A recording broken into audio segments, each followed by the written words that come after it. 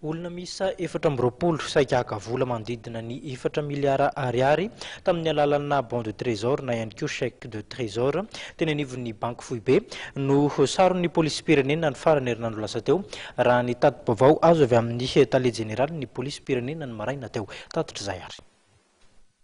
Ny kasa akavola 4 miliara ariary latsaka kely teo anivon'ny banque Foibe Madagasikara tamin'ny alalan'ny taratasy oska ny tambazotra iray izay tratehaky ny mpitandro filaminana no ny fiaraha-miasa sy ny paikady napetraka niaraka tamin'ny tahirim-bola-panjakana sy ny banque Foibe.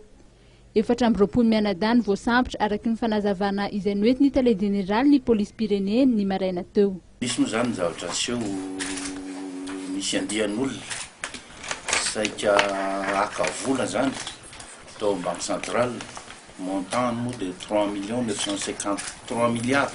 950 millions ariary. Ny fomba nataony moa de mampiasa an'ity hoe bon de trésor na chèque de trésor no miprésente tao zany. Efa nisy ohatran'io moa tamin'ny heritaona zay nisy zay présentation na chèque zay koa zany chèque ny trésor tany banque centrale de hita fa raha ny enquête aloha natao de hita hoe fausse signature lisy ny sisa ka reo olondreo zany de miprésente andreo chèque reo ny chèque efatra izy teo dimy izy teo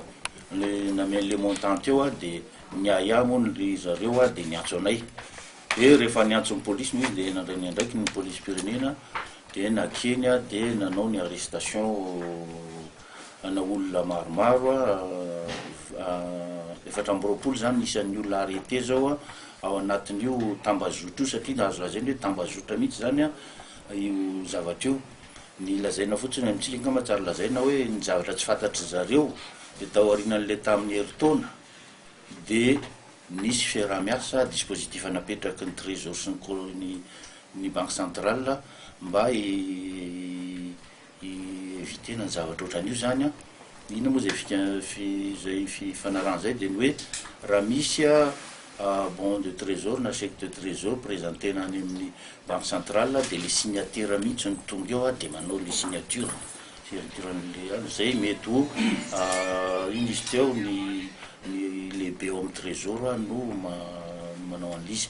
ka de tratra zany lohandreo 24 nisan'ny arrêté zany loha am'izao